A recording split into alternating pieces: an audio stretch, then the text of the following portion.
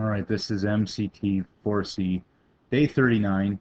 Day 39, we're going to be investigating graphs of polynomial functions today, and discovering is the key word. So even the 3-minute review is a discovery lesson. So you should, if you haven't done this already, grab a TI-83, go through the 3-minute review, see if you can come to the conclusions that I'm going to take up a minute. And then same thing as the lesson. This is the lesson. It says use a TI-83 to complete. AW is Addison Wesley. It's a hardcover textbook that will be sitting in the back of the room. And these pages, it's an investigation. It says use your own separate paper, then return to the video to take up the conclusions and see an example. So if you haven't done that, and this is going to be a big chunk of the period is to do this by yourself, you should do that now. Don't go on with the video. I'm going to assume that if you're still listening, you've actually done the investigation, and we're going to take up the discovery part, and you're going to see an example here. So for the 3-minute review, how are the graphs similar? Well, hopefully you got a graphing calculator, and hopefully I've got this on my graphing calculator. No, that's the old one. So I'm just going to graph them all on the same set of axes. 3, 5, 7, and I want to point out what happens as we graph them here. Notice it's going to graph y equals x, which is just a straight line, remember, first, and then the other ones, 3, 5, and 7, are going to go after that. And it's going to go fast, so pay attention. There's x cubed, x to the exponent 5, and x to the exponent 7. And we're asked, well, how are they similar? Well, they're kind of similar because they start down here and then they go up here. I've used sort of the non-math technical language, starting low and ending high, which start in quadrant 3 and end in quadrant 1, right? Quadrant 1, quadrant 2, quadrant 3, quadrant 4, start in quadrant 3, end in quadrant 1. They're all kind of like a line, right? They all start low and end high. They swap from going bottom left to upper right, and that's how they're all kind of the same. Similarly, I pasted my graph of the even ones, right? These by the way, these were all odd degrees, right? That's odd degree, right? Degree 1, degree 3, degree 5, degree 7. These are all even degree.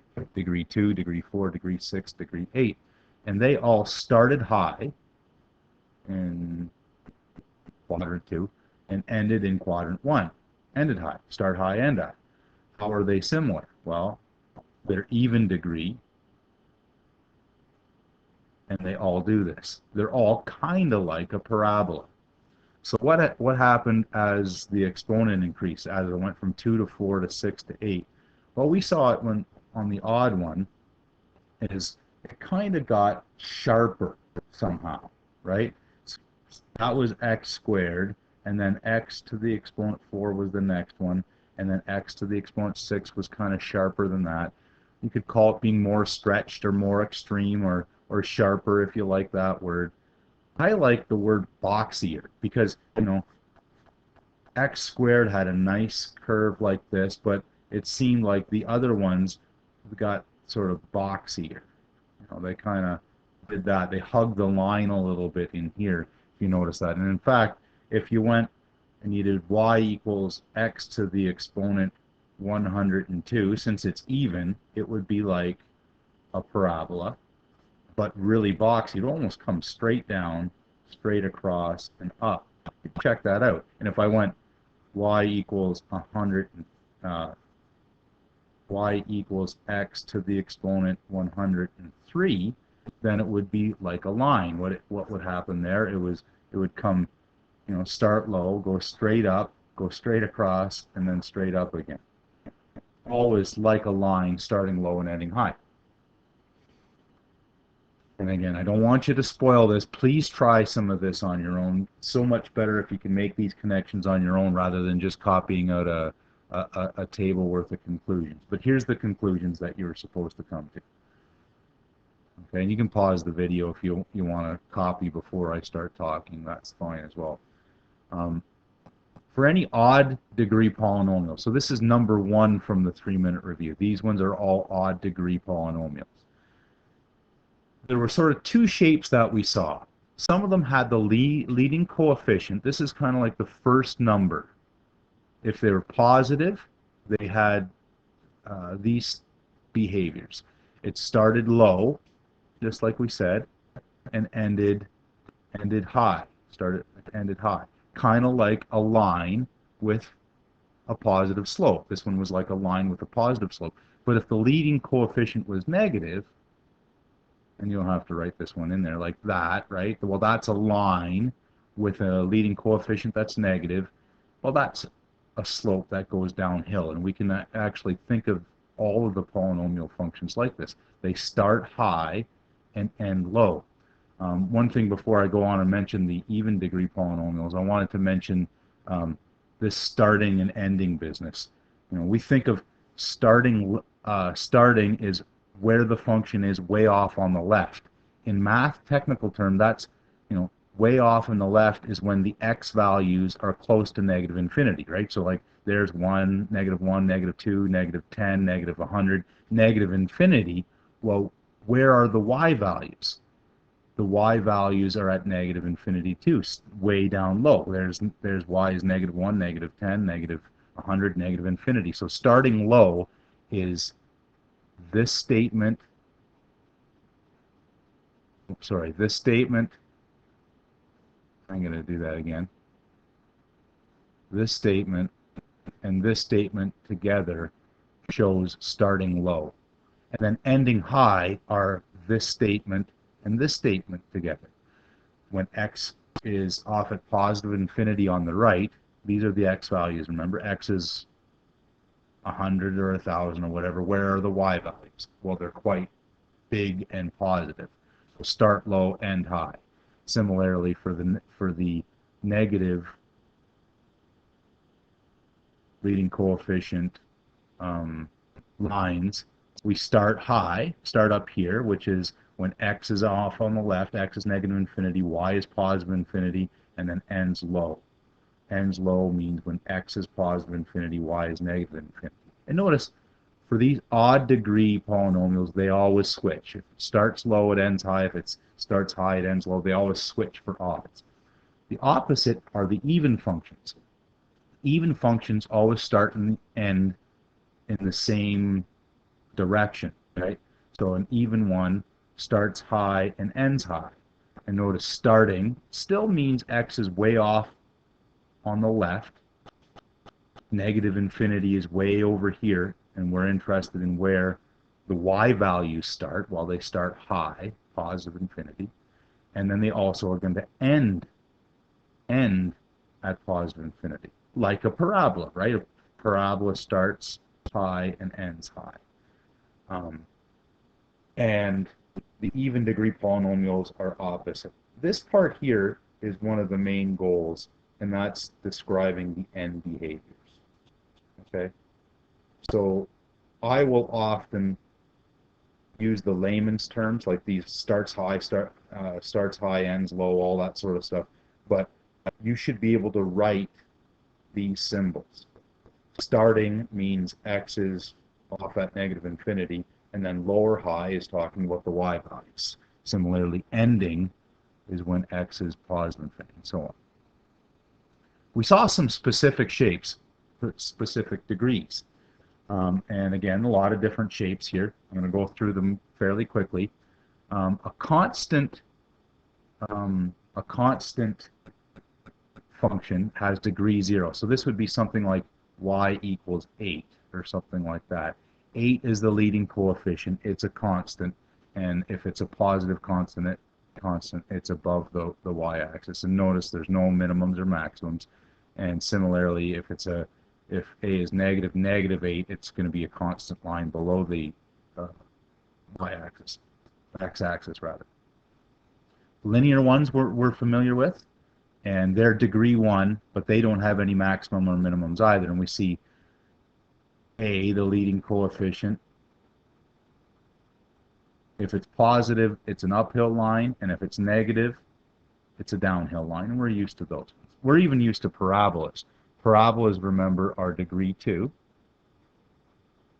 And we learned back in grade 10, grade 11 maybe, that the leading coefficient gave us whether it was a smile, and one like that, or a frown, like that. We do see, though, starting with quadratic functions, that there's a minimum and a maximum, right? But just one.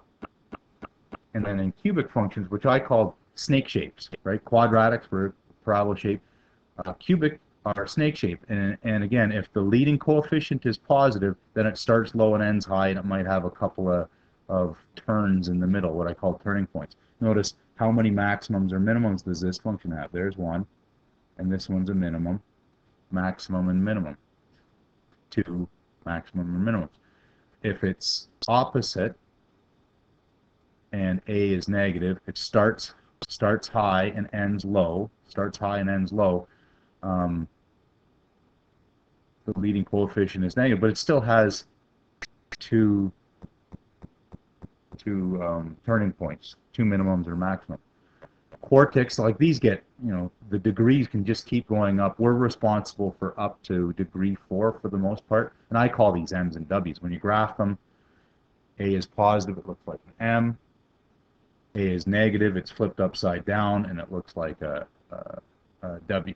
Sorry, it looks like an M. This one looks like a W. This one looks like a W. This one looks like an M.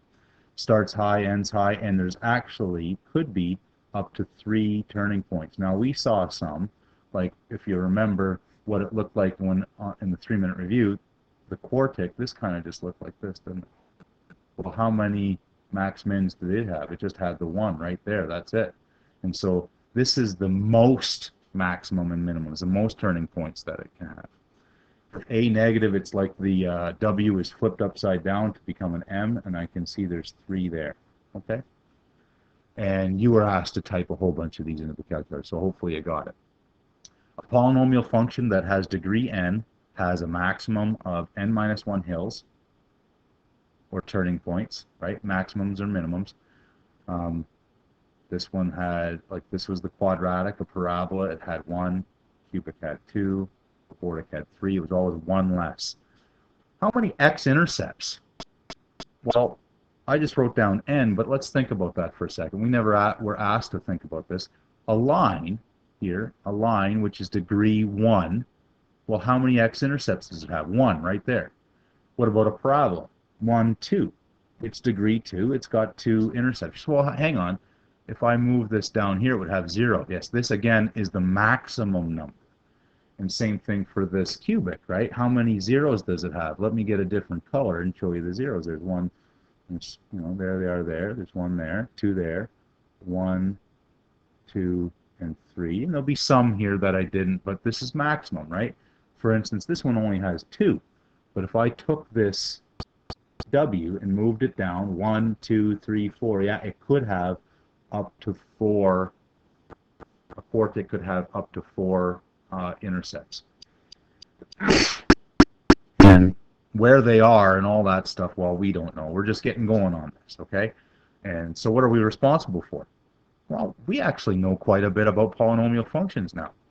We know to call, it says describe the graph of this. Well, we know to call it a cubic, right? It's a degree 3. Degree 3, which also tells it has a maximum of 2 turning points.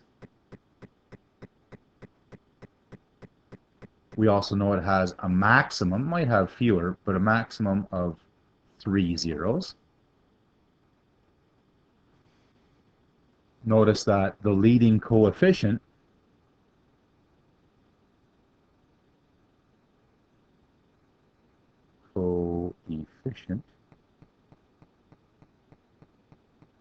is 4, which is positive. So since it's positive and it's an odd one, I know, and I'm actually going to draw a little sketch of this, it's going to start low and end high, right? It's going to be like a line, start low and end high. Odd degree are like lines, even degree are like parabolas, so it's going to start low and end high. And so I'm going to write that. Start low end plot. Now, let's go through how we could write this in, this is pretty bad math language here. Starting means off on the left. Off on the left is when x is going towards negative infinity. Oh, that's not a very good infinity sign. X is going towards negative infinity. But how do we talk about low? Low is the y values. Where are the y values? Well, the y values are negative, negative infinity as well. This is one statement. This is starting low. You have these two pieces. Ending is on the right when x becomes positive infinity way out here. What happens to the y value? Well, they end high, right, which is positive infinity. And so these two statements are how you describe the end behavior. And in fact, now, once I know this, I don't know what the rest of the graph looks like. From here on in, I have no idea. I don't know whether there's 1 0 or 2 zeros or 3 zeros, but in here, don't know. But I do know the end behaviors of this because I know the leading coefficient and I know the degree. Okay. Example 2. I am a polynomial function. I am degree 4. I have one turning point. I have 2 zeros. And as, well, we'll have to read this. As x goes to negative infinity, y goes to negative infinity, sketch me. Polynomial function, degree 4. Well, that tells us something, right? It's like a parabola. Remember, a parabola is either like that or like that. And a degree 4 is going to be a W or an M, right? It's going to start or end in the same spot, either high or low. I have one turning point. Well, that's kind of weird because we would have expected up to 3. I have 2 zeros. That's weird because we would have expected up to 4. Notice I don't know where to put them or anything like that. I guess it doesn't matter. I could, could be lots of different things, but let's get this into it. As x goes to negative infinity, so this is actually the start. It starts and y goes to negative infinity, that starts low. So it starts low. And it's got one turning point, not 3. And it's got 2 zeros, I could think of it here, going to the one turning point, and then down here. And I know that it ends low because it starts and ends in the same spot like a parabola. So once I know it starts low, I know it ends low. And that one works. Notice there's other ways. It could have looked like this. There's my one turning point, and then it could have actually done something like that. It can't come back up again, otherwise it would have another maximum, but it could look more like an M than this one, okay? So there is more than one answer to this. Okay, well, I hope you had some success with that investigation, and then these examples I'm hoping will be really, really quick homework, okay? All right, that's it.